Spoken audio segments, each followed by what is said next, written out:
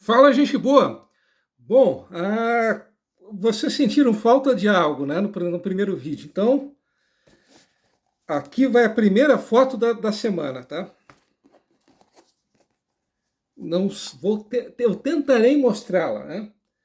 Bom, essa foto aqui, ó, onde os meus dedos estão tocando, não sei se está sendo possível. Essa foto aqui, ó, onde os meus dedos estão tocando, tá? Era o local, nesse local, onde existe o antigo o antigo paiol, tá? Aquela choperia que atualmente encontra-se abandonada, que fica a alguns metros do Shopping Miller, na rua Pedro Lobo, início, na esquina da Pedro Lobo com a Visconde de Toné. Então, nesse local, onde durante muito tempo funcionou essa choperia, choperia paiol, existia esse casarão que eu estou tentando mostrar a vocês. E afinal de contas, por que eu estou mostrando a foto desse casarão que há muito tempo não existe? Bom, esse casarão, esse local, tá? Ele ao mesmo tempo ele era uma tipografia e uma livraria, e ele pertencia ao Otto Ben, né? E antes do Otto Ben, ao pai dele, o Carl Ben, né? Bom, essa tipografia e papelaria era o local onde durante muitos anos foi impresso o jornal Colonization. E foi justamente nesse local que será impresso, que foi durante muito tempo, durante um certo tempo, foi impresso um jornal sobre o qual daqui a pouco eu comentarei a vocês, tá? Bom, antes disso, tem uma informação que eu havia me esquecido, que eu acabei não mencionando no primeiro vídeo. Bom, eu tinha comentado que o nosso amigo Eduard Schwartz, né, o húngaro, né, o jornalista húngaro, que acabou se radicando em Joinville, quando ele morava ainda em Santos, ele acabou conhecendo uma joinvilense e acabou se casando com ela, né, que era August Parl, né. Essa família, né, os Parl, eles eram naturais de uma cidade chamada Zellerfeld. Essa cidade de Zellerfeld, ela estava localizada na época, né, no então Reino de Hanover, que equivale hoje em boa parte ao estado da Baixa Saxônia, na Alemanha. Bom, essa família, os Spar, eles vieram num navio veleiro chamado Florentin, que saiu de Hamburgo em 30 de setembro de 1854 e chegou aqui praticamente 2 meses depois, em 20 de novembro. Na época, essa viagem, uma viagem, ela demorava entre 2 e 3 meses, né? Uma viagem entre Hamburgo e São Francisco. Na época, esse navio, o tempo de viagem desse navio foi relativamente rápido. Isso lá, obviamente, há quase 170 anos atrás. Só que houve um porém. Dos 202 passageiros que saíram lá de Hamburgo, 35 acabaram morrendo durante esses praticamente 2 meses de viagem.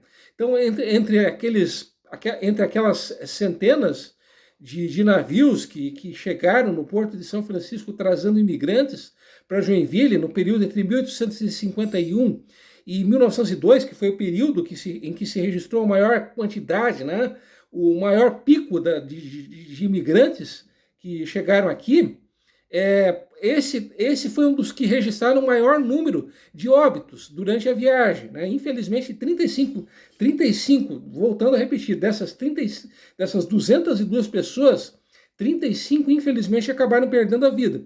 Sobre essa família Par, né, completando,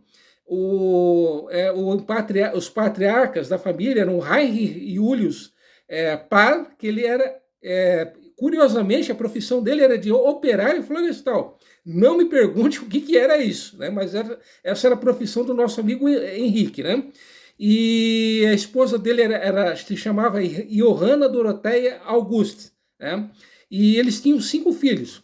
No caso, o pai da esposa, né, daquela que viria a ser a esposa do nosso amigo Eduardo, do Edward Schwartz, o pai dela era o Karl Jacob Christian, né? Karl Jacob Christian Parl, né? Ele tinha 5 anos em 1854 e ele ganhava vida como oleiro, ele era proprietário de uma olaria.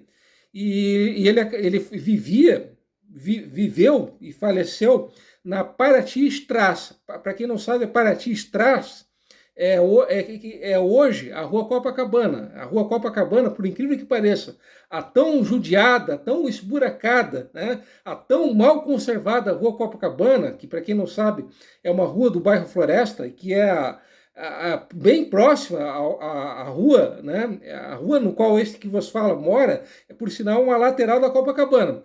Mas voltando, o nosso amigo Carlos, né, o pai da nossa amiga Augusta, ele viveu e faleceu nessa região, aqui na região, no caso, né, no que hoje é a Copacabana, e ele faleceu em 19 de março de 1902. Né, esse era o pai da esposa, né, repetindo, o pai da esposa do nosso amigo Edward Schwartz. Mas voltando ao que interessa, né, eu tinha encerrado o vídeo anterior comentando que o nosso amigo Edward, ele havia criado um jornal chamado Joinvilenser Zeitung. Bom, o Joinvilenser Zeitung, ele começou a circular em 1º de julho de 1895, e ele circulou até 1938. Em 1938, como vocês estão mais carecas que o Alexandre de Moraes de saber, houve o início da campanha de nacionalização. Então, todas as jornais, revistas, enfim, tudo que estivesse ligado aos imigrantes alemães, italianos e japoneses, passou a ser nacionalizado à força, né? Então, foi o que aconteceu com esse jornal. Então, como era um jornal impresso em alemão, então ele acabou deixando de circular depois de 43 anos. Então, foi um dos jornais mais longevos da história de Joinville. E era um jornal muito político, com um viés muito político. Em 1898 houve uma eleição para prefeito, e o Colonie Zeitung, sobre o qual nem preciso comentar, né, que eu já comentei incontáveis vezes aqui no canal, ele apoiava o Gustav Hirchling. O Gustav Hirchling, embora fosse filho de suíços, ele representava os, entre aspas, alemães da cidade. E o concorrente dele foi o Abdon Batista, que representava os, entre aspas, caboclos. E o Joinvilenser Zeitung apoiava o Abdon Batista, estava do lado, entre aspas, dos caboclos. Né? Esse era o Joinvilenser Zeitung, né? Que era o rival do Colonie Zeitung. Então,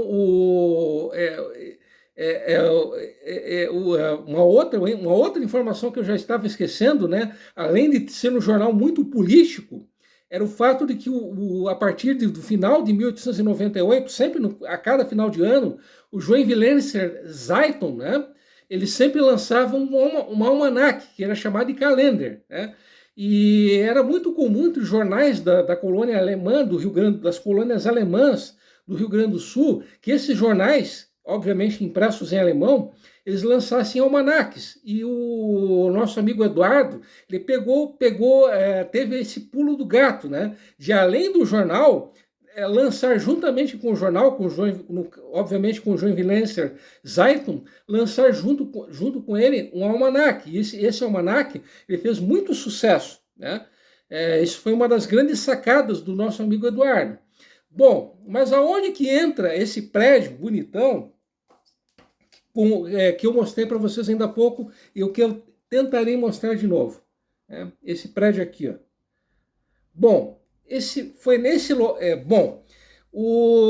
algo, né, uma informação importante que eu já estava me esquecendo, é que o Edward Schwartz, ele também era político, né? Então não era à toa que o jornal dele tinha um viés político, até porque ele era político. Bom, ele era afiliado ao Partido Republicano Catarinense e ele foi 5 vezes vereador de Joinville um período entre 1907 e 1929. Ele era uma figura, além de ser um jornalista, de ser um empresário bem-sucedido, ele também era um político bastante influente. E, bom, como a Joinville estava crescendo cada vez mais, obviamente, havia necessidade de se criar um jornal que fosse impresso em português. Bom, em 1913, o nosso amigo Eduardo, ele criou um jornal chamado Gazeta de Joinville, obviamente em português. E esse jornal, o Gazeta de Joinville, ele era impresso justamente nesse local que eu acabei de nesse casarão que eu acabei de mostrar a vocês, nesse local onde durante muitos anos foi impresso o Colane Zayton, né, da família Ben.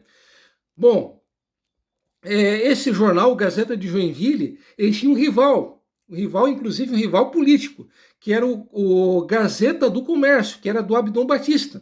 Então, por incrível que pareça, o Eduardo Schwartz e o Abdon Batista, que foram aliados, né, naquela eleição de 1898, ali por volta de 1913, os dois estavam de mal. Um não estava de mal com o outro, né? Bom, essa rixa, essa rivalidade, ela não durou muito tempo, porque em 1918, o Gazeta de Joinville e o Comércio de Joinville, que era o jornal do Abdon Batista, eles se uniram, eles se fundiram, e aí surgiu o Gazeta de Joinville. O Gazeta de Joinville me parece que também era impresso nessa tipografia da família Ben. Né? Bom, algo que eu já estava deixando, me esquecendo, tá? Ou melhor, né, no próximo vídeo virá a parte importante, a parte, digamos, mais importante da história do nosso amigo Eduardo, tá? Mas como eu disse ainda há pouco, isso é para o próximo vídeo. Aguardem porque tem muita coisa interessante, tá? Até lá e um abração.